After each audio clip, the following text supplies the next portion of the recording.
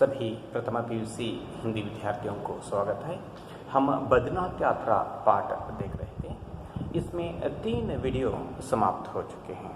आज चौथे वीडियो प्रारंभ करेंगे। ओके, सभी लोग अपनी पुस्तक ठीक तरह से देखिए और ध्यान से सुनते जाइए। ओके, तीसरे वीडियो में क्या हुआ था, जो केदारनाथ की घाटी और वहाँ जितने भी पर्वत है, अलग अलग हिम शिखरों का जो पर्वत है, लेखक उसके बारे में वर्णना किए हैं। अब आगे, उस सौभाग्य को हम देर तक आंखों में संजोते रहे, पर कब तक? उस सौभाग्य को, कौन से सौभाग्य को? अच्छा भाग्य, सौभाग्य।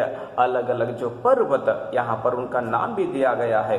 क्या है? गंगोत्री, जमुनोत्री, केदारनाथ, बद्रीनाथ, चौकम्बा, ये सारे हिम शिखरों का जो वर्णन लेखक करते हैं, उनको देखकर, वह उनको देखना ही क्या है? एक सौभाग्य है। ओके, इस जो सौभाग्य को अपनी आंखों में संजोते, संजोना, सजाना, अलंकार करके फिर वहां से निकल पड़ते हैं। बद्रीनाथ हमें पुकार रहे थे, सो हिगागी, सो शब्द का अर्थ तुंगनाथ, सगवरण सभी पीछे छूट गए, उनको पीछे छोड़कर हम आगे निकले। गोपेश्वर में भी नहीं रुके। फिर ये लोग कहाँ आते हैं? गोपेश्वर आते हैं। फिर ये लोग वहां पर नहीं रुकते हैं, फिर वहां से फिर आगे बढ़ते हैं।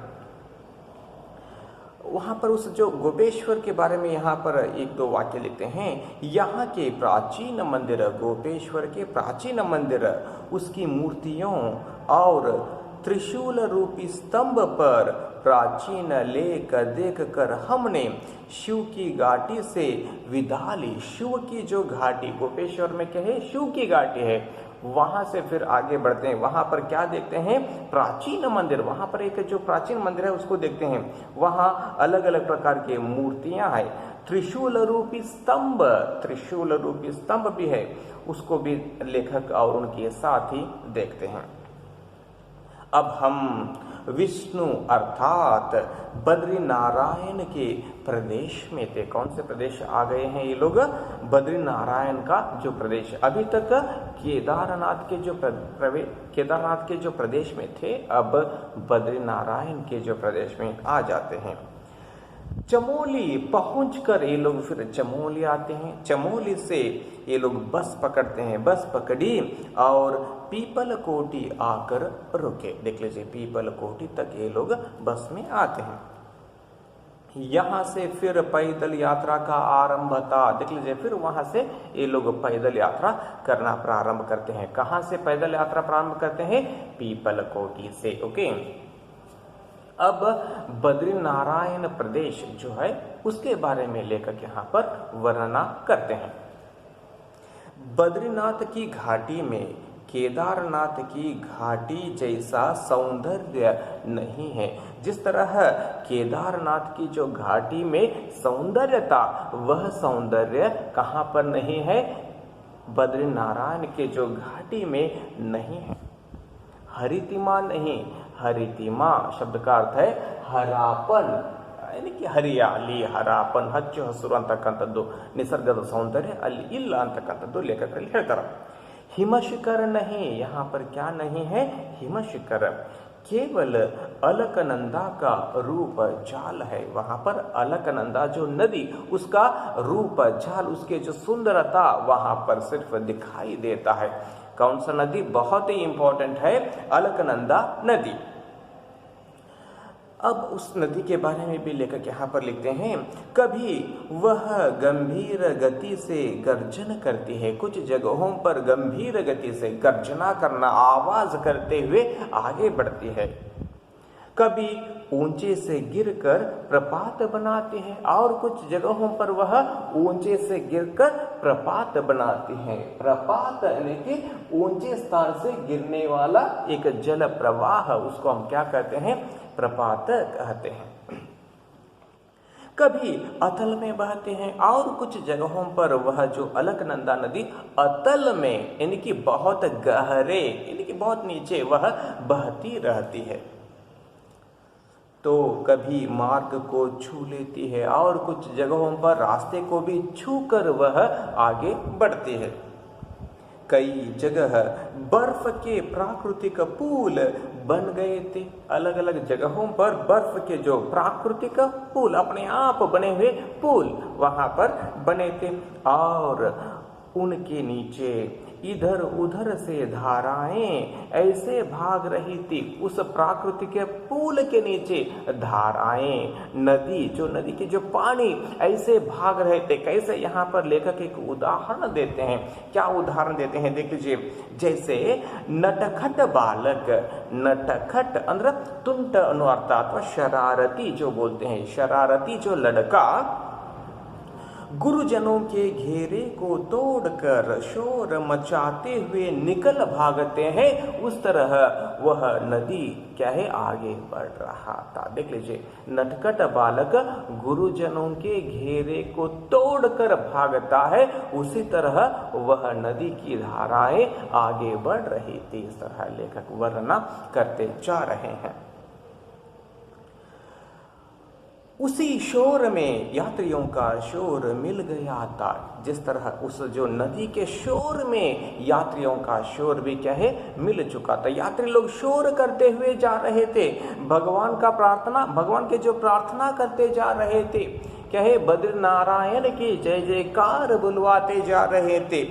वह शोर भी इस नदी के शोर के साथ मिल गई थे। देख लीजिए, क्योंकि अपेक्षाकृत सुगम होने के कारण इस ओर यात्री बहुत आते हैं। वहां पर यात्री लोग बहुत ज्यादा आते हैं, क्योंकि वह जो रास्ता दूसरे रास्तों से भी क्या है, बहुत ही सुगम मार्ग है, इसलिए लोग यहाँ पर ज्यादा आते हैं, यात्री ज्यादा आते हैं करके लेकर यहाँ पर लिखते हैं।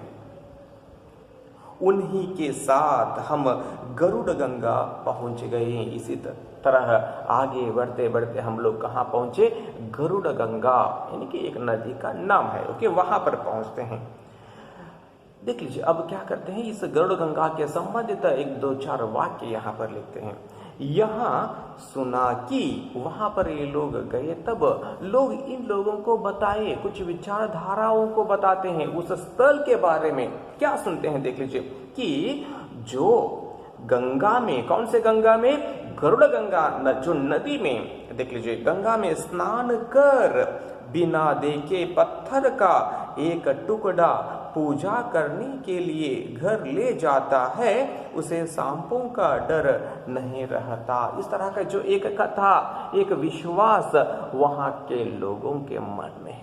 यही कथा लेखक और उनके साथी भी सुनते हैं। ओके, उस जो गरुड़ गंगा नदी में क्या है, बिना नहाकर बिना देखे एक पत्थर लेकर जाना, एक छोटी सी पत्थर लेकर जाना है और अपने घर में रखकर जब पूजा करते हैं तो उन लोगों को किसका डर नहीं होता है, सांपों का। इस तरह का एक विश्वास वहां के लोगों के मन में था। इन विचारधाराओं को भी लेकर यहाँ पर लिखते हैं। लेकिन हमारे एक मित्र थे, देख लीजिए, यहाँ पर उनके एक मित्र के बारे में भी यहाँ पर लिखते हैं। लेकिन हमारे एक मित्र थे जो यात्रा में नहाना ही आवश्यक नहीं समझते थे। देख लीजिए, यहाँ पर उनके मित्र क्या करते थे, कैसे कैसे तरह के लोग भी होते हैं उसके बारे में। ओके, फिर इस यात्रा में हर कहीं पानी रक्त को जमा देता था, यानी कि बहुत ही ठंडे जो पानी, अगर हम लोग वहां पर नहाने जाते थे तो हमारे देह का जो रक्त जम जाता था, इकट्ठा हो जाता था। इस तरह लेखक यहाँ उस वहां के जो नदियों के बारे में भी यहाँ पर बताते हैं। एक बार ऐसे ही स्थान पर उन्हें नहाने के लिए विवश किया गया। उनका जो मित्र को जो नहाना आवश्यक नहीं समझते थे, उस मित्र को लेखक और उनके साथी क्या करते हैं, नहाने के लिए विवश करते हैं। तो बेचारे नहाने गए। देख लीजिए, वह व्यक्ति नहाने गए, लौटे तो बुरी तरह कांप रहे थे। वह मित्र नहा कर आया, लेकिन कैसे आ गया, वह बहुत ही बुरी तरह से कांप रहा था। हमने पूछा, कहिए दिल जम गया या बच गया। लेखक और उनके साथी पूछते हैं तुम्हारे दिल जम गया या बच गया, इस तरह प्रश्न करते हैं। तो वह व्यक्ति बोलता है जम कैसे सकता था, हमने वहां पानी लगने ही नहीं दिया। यानी कि दिल पर, यानी कि अपने जो छाती पर वह पानी लगने ही नहीं दिया।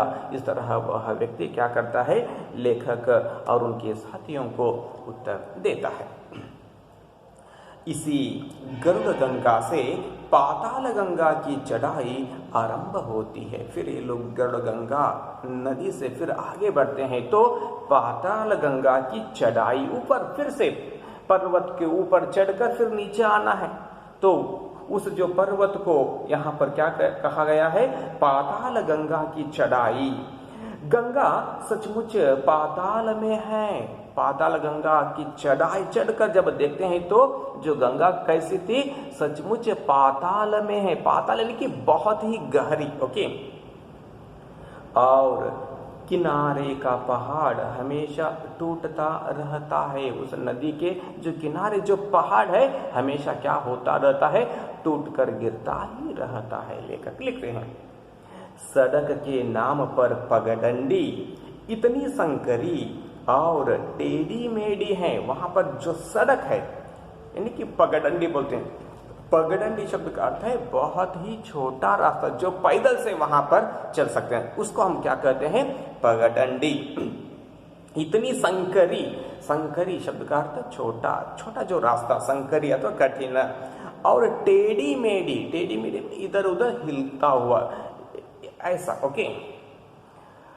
जैसे काली भयानक घटा में बिजली की चमक, यहाँ पर उदाहरण देते हैं कैसा वह रास्ता था, कैसे वह रास्ता था, काली भयानक घटा में। घटा शब्द का अर्थ है काले बादलों का जो समूह, उसमें क्या है, लिखते हैं काली भयानक घटा में बिजली की चमक। जब बिजली की जो चमक होती है तो जिस तरह वह टेढ़ा मेढ़ा होता है उस तरह वह रास्ता। लेकिन सुना जाता है कि इसी प्रदेश में पार्वती ने शिव से विवाह करने के लिए तप किया था। देख लीजिए वहां का एक कहानी, वहां का जो विचारधारा जो पुराणों में लिखा गया अथवा जो लोग बोलते हैं वह कहानी, वह विचारधाराओं को भी यहाँ लिखते हैं। तो उस जो प्रदेश में क्या हुआ है, पार्वती ने शिव से विवाह करने के लिए तप किया था। तप यानी कि तपस्व अंतकंत दो के। वर्षों पत्ते खाकर रही थी, वर्षों पत्ते खाकर, पेड़ों के जो पत्ते खाकर रही थी, इसलिए आज भी यह पर्णखंड या पैखंडा कहलाता है। पर्णखंड इसका अर्थ है पत्तों का जो ढेर, उस जो प्रदेश को पत्तों का ढेर इस तरह कहा जाता है। यही कहानियां सुनते सुनते हम जोशीमठ जा पहुंचे। इस तरह अलग अलग कहानियों को सुनते सुनते, अलग अलग विचारधाराओं को सुनते सुनते हम कहाँ जाकर पहुंचे, उसी मठ। यहाँ से बद्रीनाथ केवल 19 मील रह जाता है। जोशी मठ से कितने मील की दूरी पर बद्रीनाथ है, 19 मील। प्रश्न आया है आपको एक अंक के जो प्रश्न में। यह आद्य शंकराचार्य द्वारा स्थापित 4 मठों में से एक मठ है। जोशी मठ को कौन स्थापित किए हैं, आद्य शंकराचार्य जी क्या किए हैं, स्थापित किए हैं। यहाँ पर हमने कीमू अर्थात शहतूत का वह पेड़ देखा जिसके बारे में सुना जाता है कि उसके नीचे बैठकर प्रतिभा पुंज शंकर ने उपनिषदों पर टीकाएं लिखी थी। देख लीजिए ये लोग यहाँ पर क्या करते हैं, यहाँ पर हमने कीमू अर्थात शहतूत का पेड़ देखते हैं। शहतूत देख लीजिए वह वृक्ष जिसका फल बहुत ही मीठा होता है, उस तरह का एक वृक्ष है। उस वृक्ष के नीचे कौन बैठे थे, शंकराचार्य जी बैठे थे और वे क्या किए थे, उपनिषदों पर टीकाएं लिखी थी। टीका लिखना, व्याख्या लिखना। नीचे छोटा सा कस्बा है, फिर उसके बाद एक छोटा सा कस्बा यानी कि गांव, उसमें भी कई मंदिर है। उस गांव में भी क्या है, अलग अलग छोटे छोटे मंदिर हैं।